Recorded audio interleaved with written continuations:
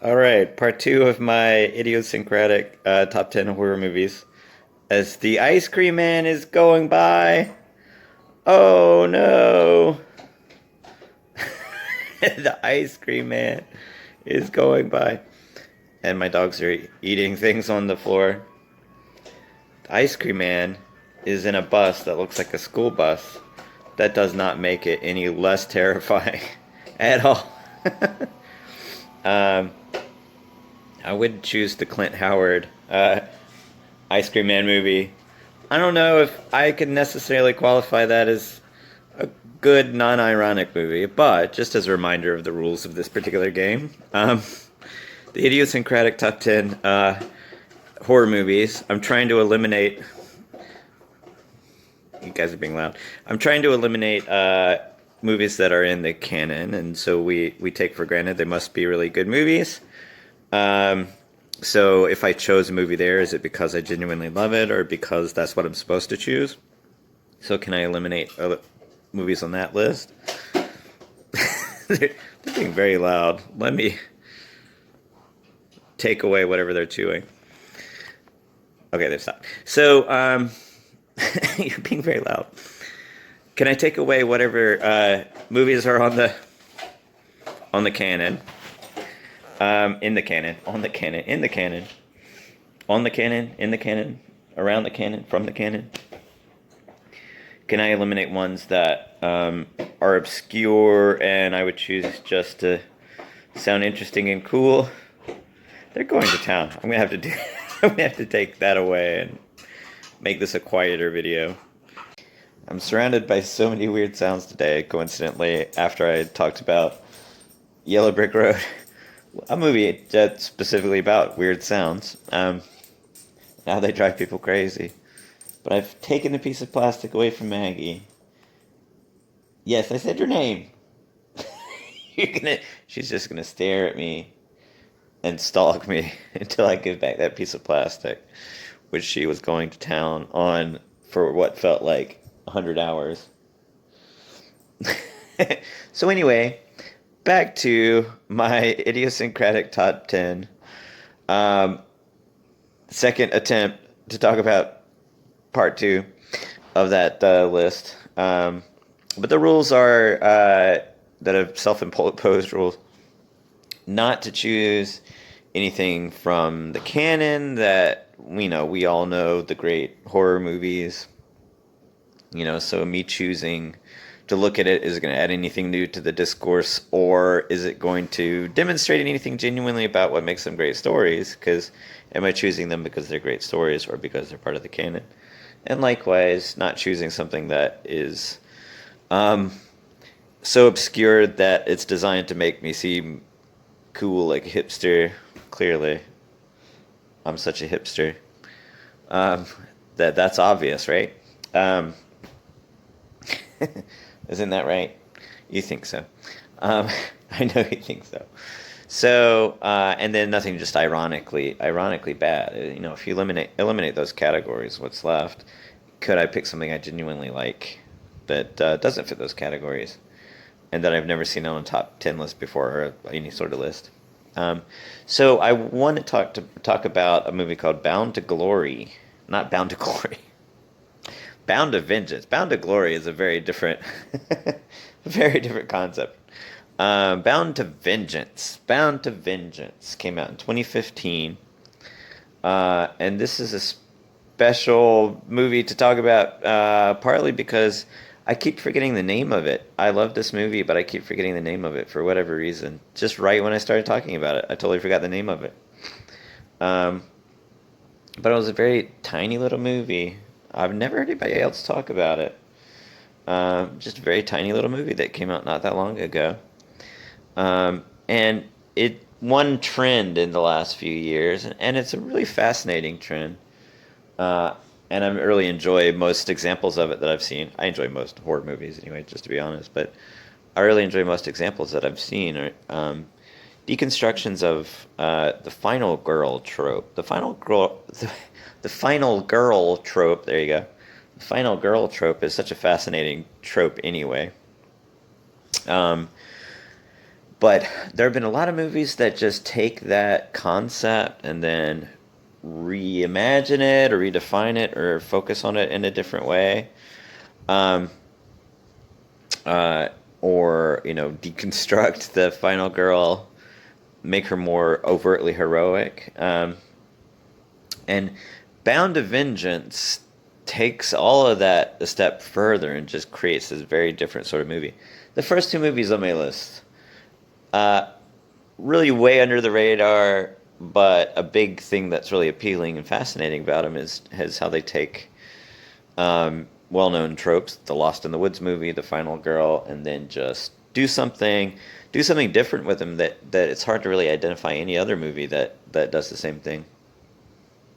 Um, but the Final Girl trope is so fascinating because if you go back to what I was just saying in my last video about horror movies, the limited experience, Bataille's limited experience, Artaud's theater of cruelty. Part of the value of horror movies is that they put the character through the most extreme experiences, and they strip away the facade of normalcy and reveal the more animalistic, visceral, much more purely visceral side of the character, of their humanity and what have you.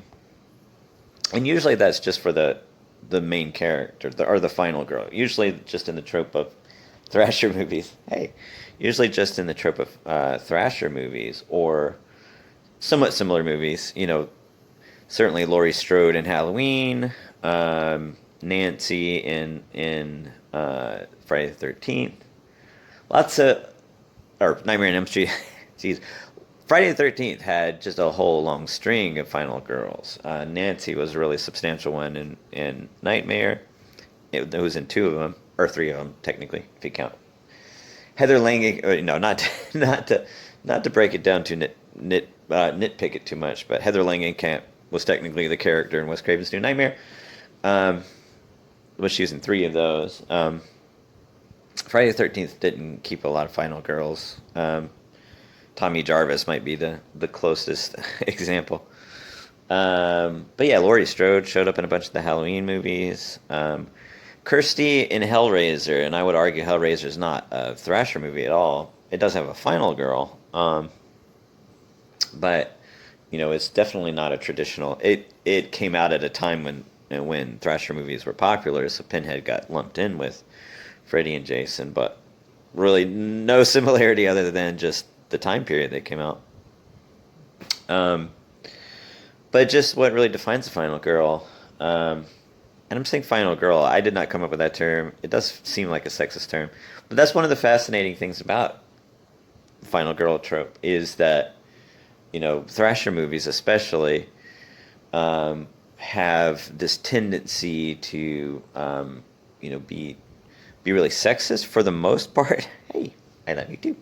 Be really sexist for the most part. It's about a man brutally murdering sexually promiscuous women. So yeah, I mean, certainly the accusation that Thrasher movies are sexist has a lot of validity there. So I mean, the final girl term does feel really reductive. That's just the term. I've read a lot of articles about it, and that's just the term they tend to use all the time, from a feminist perspective.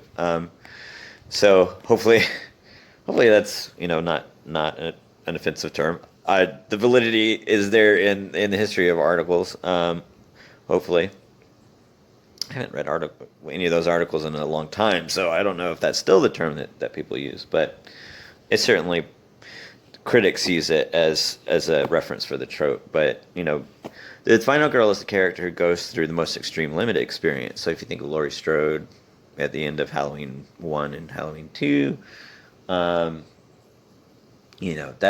sort of the template for the final girl is Laurie Strode. All of the stuff she goes through, she seems like the weakest character at the beginning, and it turns out she's the strongest character.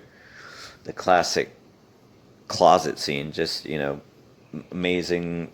Halloween is definitely one that ends up in the canon for lots and lots of good reasons. And Nancy, I mean, Nightmare on Elm Street doesn't get enough credit for just, um, it was certainly different from Friday the 13th and Halloween in many, many ways. And Nancy, one of my favorite final girls, just because the way she wins. I mean, Laurie Strode, she's pretty clever, but a lot of what helps her win is her toughness, her tenacity, and her ability to. She's afraid, but she's able to overcome her fear and survive.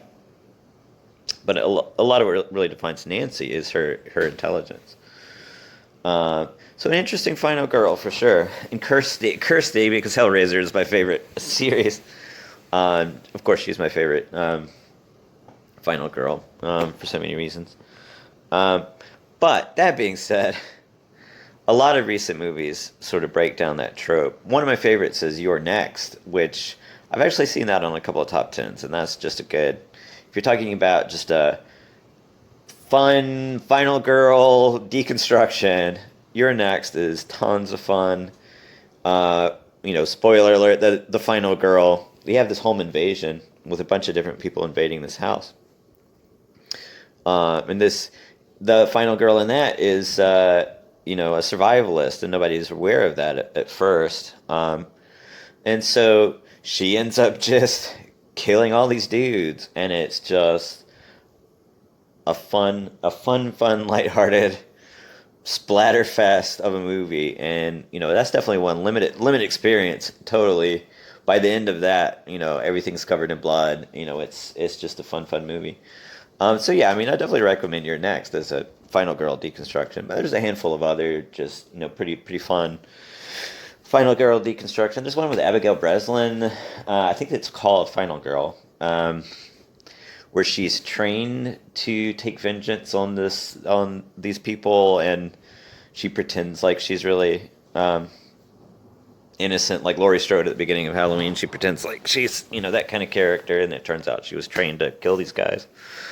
That's a fun one. I mean, there's a lot of really fun ones, but Bound of Vengeance really takes that concept of the deconstruction of the final girl and gives you something just very, very different. And I kept forgetting the title. I was going to mention that. I kept forgetting the title, and I had to look it up just because I had to remember what it was. I was like, what was that movie that starts with the end of starts at the end of the Thrasher movie, basically.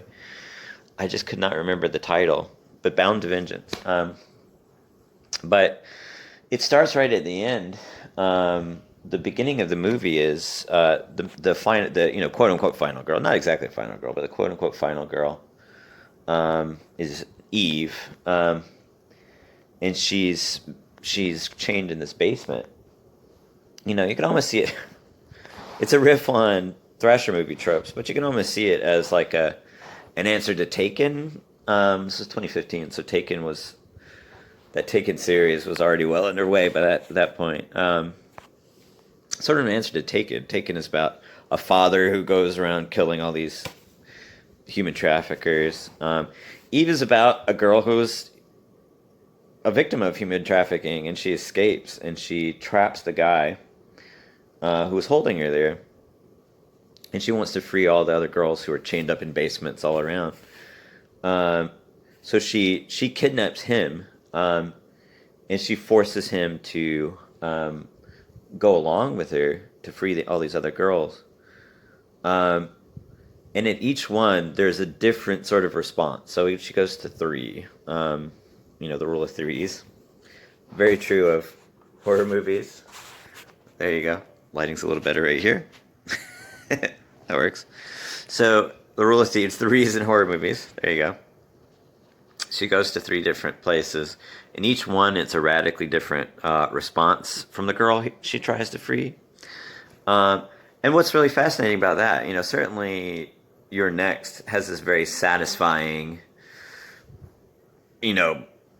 unrestrained delight in just watching this girl who's about to get victimized just brutalize all these guys.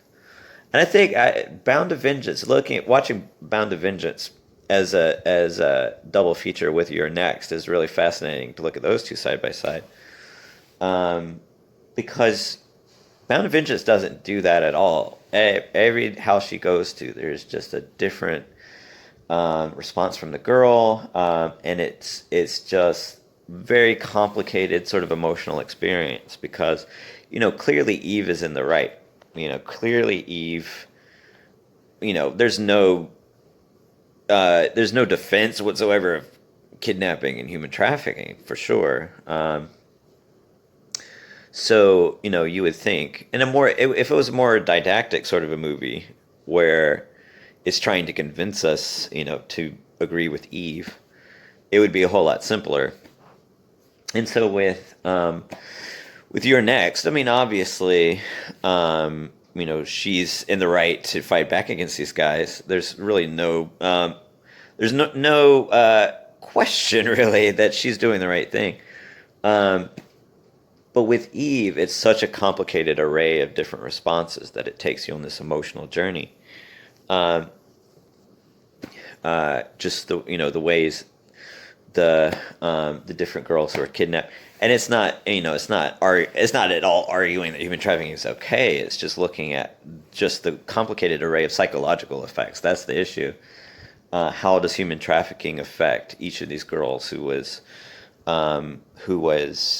kidnapped? How does it affect each one a different way? And it's much more of a tragic sort of a story. And this is what I was saying before, where if you're balancing the two different main factors at play, a much more pure sort of a viscerally resonant story where the gruesome visceral images are just spiking our responses, our visceral empathetic responses, so that if we just see something bloody, it just spikes our visceral response, for example.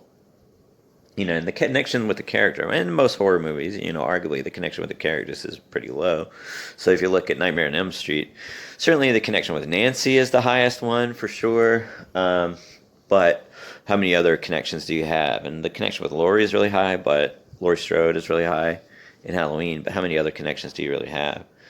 And so that's kind of the thing that defines a final girl, arguably, is you have more of an intense connection with that character. So if that character dies, that would be much more of a tragic feeling. Whereas if the characters with less of a connection die, is more spiking that that visceral response, a visceral impulse. So.